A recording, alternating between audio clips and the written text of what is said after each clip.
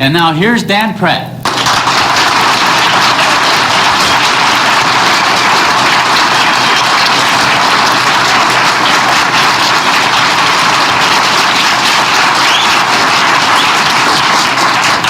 Thanks. It's good to be back in Wilshire, especially with a preacher like Bruce McKeever here, a man who's known and loved throughout the country and in some small towns.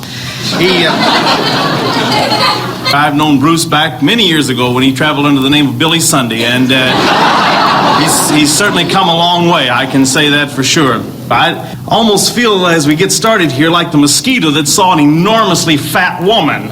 He knew what to do, he just didn't know where to start, you know. And so I just start in somewhere near the beginning. When I moved to Dallas, I had mainly been with the Baptist folk, but I was working here in Dallas and got an invitation to sing with the Fort Worth Opera Company. We were performing the opera Boris Godunov. Some of y'all, that sounds like a skin disease of some kind. I've got Boris Godunov. I'm so sorry, you know, but it's not. It's an opera. I was playing the part of a monk. That's the clerical office, not the animal, if any of you are. Anyway, I was having a lot of trouble getting done with my day's work and getting over to the theater in time to put on my costume and my makeup and get ready for the show, which opened at 8 o'clock. And so my wife said to me, she said, honey, she never could remember my name. She said, honey, why don't you just bring your costume home with you and put it on, and then you can drive over in it, and when you get there, you just have to put on your makeup. Well, that sounded like a pretty good idea, you know. I bring the costume home. I didn't mind doing that. Didn't want to drive around with makeup on. We musicians have enough trouble without driving around town with makeup on, I can tell you that. So, not too big a laugh, please, on that one. I brought the outfit home, the robes and the collar and everything, and got them all on there. And so we were driving over together to the theater, and all at once we were up here on Abrams Road, and pull over, buddy, pull over. So I knew I had it. I pulled over to the side, and the policeman comes up to the window and says, all right, fella, you're going a little fast here in the residential area. And then he looked in the window. He said, oh, he said, I'm sorry, Father. I didn't know it was you. I said, that's all right, my son. He said, well, Father, he said, I'm a Catholic myself. I won't give you a ticket. But this is a residential area here, lots of kiddies in the street, and I wonder if you'd hold it down. I said, well, of course I will. I'm very sorry, and I won't do it again. He said, well, that's fine. Perhaps I'll see you someday in Mass. And I said, depart in peace. And he left. Well, Pat, my wife, who was sitting beside me, was furious. She was just as mad as she could be. She said that was terrible. Here you are, a worker in the church. Said it was disgusting, it was deceitful, it was dishonest. Well, you know who he thought you were, don't you? I said, sure, honey, I know who he thought I was. What bothers me is who he thought you were.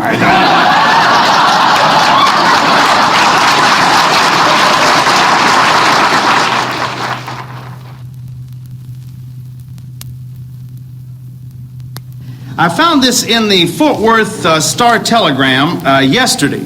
I don't know if it appeared in the Dallas papers or not. It's a picture of Mickey Rooney and Howard Cosell dressed up like biblical characters. Did anybody see this?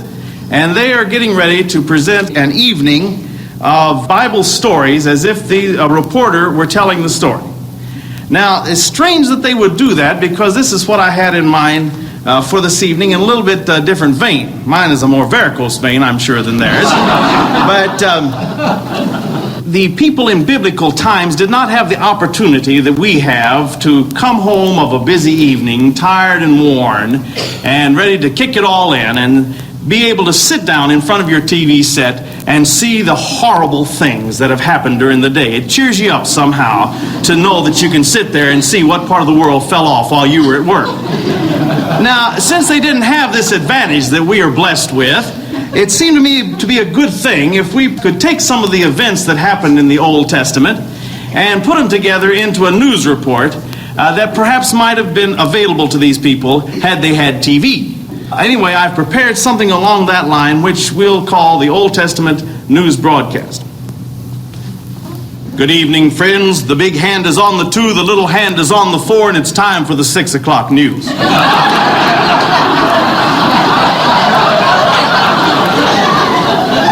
This is your Old Testament news reporter Mordecai Camel's Hump with Paul and Silas in jail. Moses on Mount Sinai with the Rolling Stones.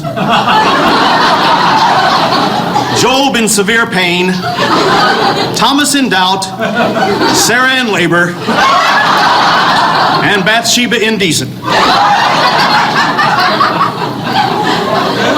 With Charles Chenault on the road with our special feature of this evening, operating a leper colony for fun and profit. We begin with the world and national news. Things are really hot in the resort towns of Sodom and Gomorrah tonight. Local civic leader and recording star Christopher Lott, who has been living in the Twin Cities area, says he's had his fun and is leaving for good. Lott's newest hit song, Clickety Clack, Don't Look Back, was released just today. Lott's wife, Dinah, a pretty salty number in her own right,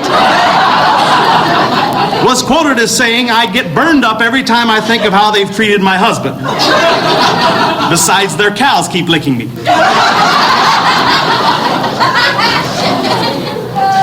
More trouble in the Middle East today. Israeli forces are backed up to the Red Sea by the armies of the Egyptian Pharaoh Mini Tut-Tut, who is said to be boiling mad at the Israelis. The Pharaoh is quoted as saying, "These people have plagued us for the last time. Only a miracle can save them now." Just how the Israelis hope to get across the Red Sea is still unclear, but reporters at the scene tell us that the Israeli Army headquarters has taken delivery of an unusually large number of surfboards. Elsewhere in the war zone, the Israeli forces under the command of General Gideon won a stunning victory over the Midianites in one of the strangest battles of the war. Simply by breaking pitchers and blowing trumpets, 300 Israeli soldiers put to rout the entire Midianite army. A Midianite sergeant was quoted as saying, "Sure we ran. Have you ever heard Gideon's boys play trumpet? They're terrible. I'm all for bringing back the big band sound, but this is ridiculous." Gideon refused to talk to reporters, saying only one picture is worth 1,000 words. Sources close to the general, however, have revealed that he got the idea for his battle plan from a book left on the nightstand at his hotel. You got to be ready for the little ones, folks. Further in the world tonight, there's a whale of a fish story out of Nineveh. An itinerant preacher and sometimes prophet who calls himself simply Jonah was put ashore by a blue killer whale about noon today. Jonah will be guest evangelist for the Greater Nineveh Revival Crusades.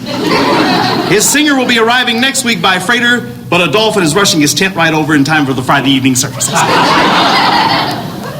On the national front, the president said today that his call for every family to make sacrifices should not be seen as an endorsement of actions taken by Abraham against his son Isaac over at Moriah last week. Don't read your Bible a lot down here in Dallas anymore, huh? It's all right. I'll stay late and explain them to you if it'll help any. From the world of entertainment, making a comeback on the charts today was The Impossible Dream, recorded by that fabulous new singing group, Joseph and the Coats of Many Color. Joseph's career was really pit some time back. But after a successful tour of Egypt, things are really looking up. Joseph used to sing with a group called the Sour Brothers, who now feel that since he's made it big, he owes them something. Said a spokesman for the group, "You give that guy an inch and he thinks he's a ruler."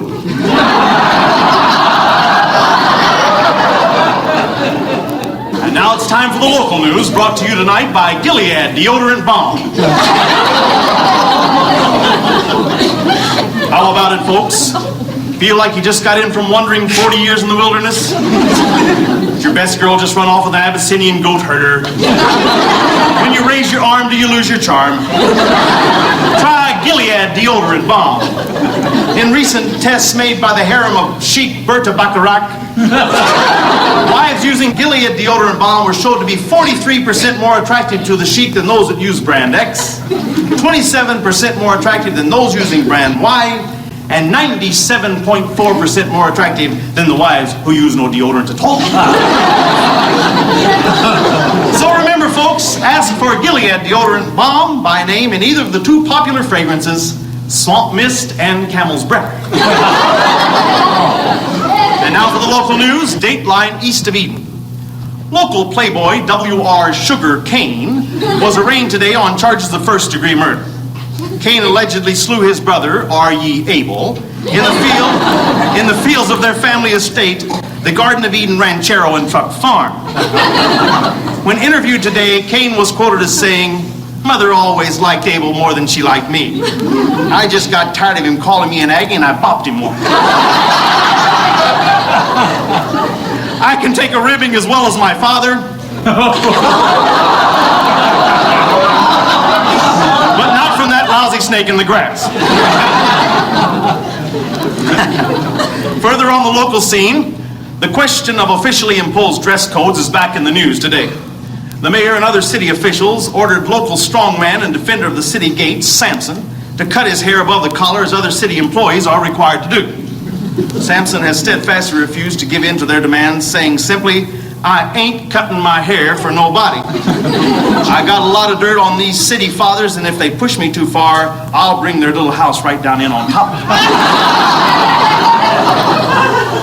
Further on the local scene, police were called today to the home of Mrs. Bathsheba Uriah, who reported seeing a man using high-powered binoculars to spy on her while she was taking a bath. When asked to describe the peeping Tom, Bathsheba said that he was a middle-aged man of moderate height and build, wearing a purple robe and a golden crown. Police have reported the incident to King David, and he has promised to look into the situation.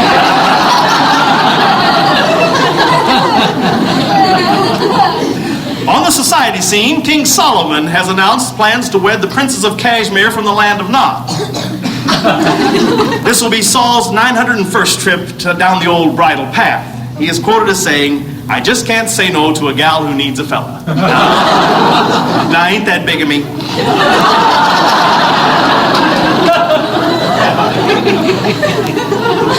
One of the palace favorites, Daniel, was feted with a luncheon given today by the local Lions Club.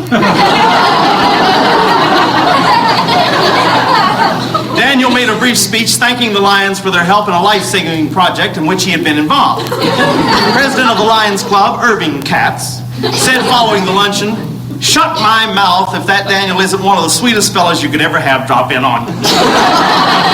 All the boys really ate him up. That's it for the local news, friends. Stay tuned for the latest word about weather from our resident weatherman, meteorologist, and all-around dingbat, H. Noah Waters. Hi there, folks. This is H. Noah Waters with the Weather Report. Brought to you tonight by Abdul the Cool, your friendly used camel salesman. Friends, tonight only, Abdul is running a special on a medium-sized 2-hump Alabama Dune Charger. This little number gets up to 27 miles to the gallon, runs on regular swamp water. That can be important when the oasis places ain't too frequent out these ways.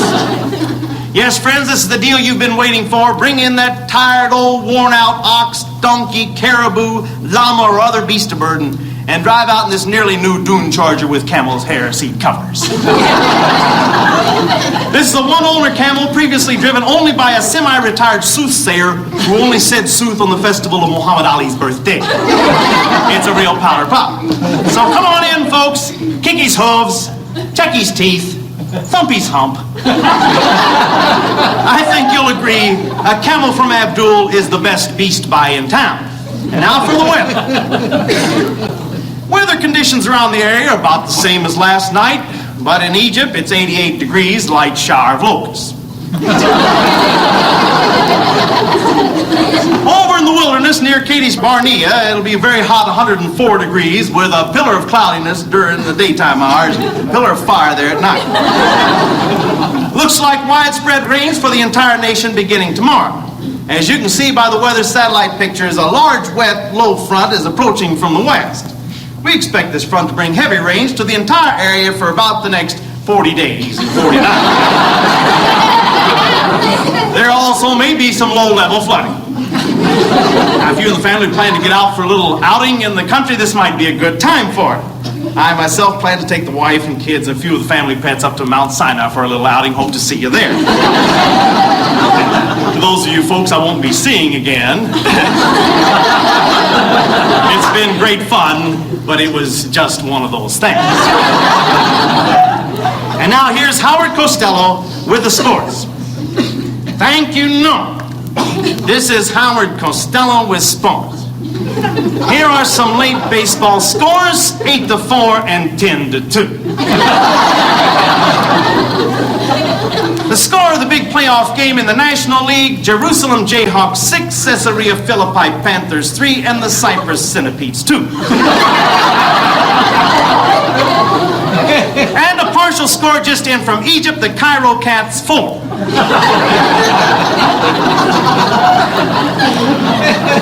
And from Rome, tonight it's the Centurions over the Gladiators, V-I-R.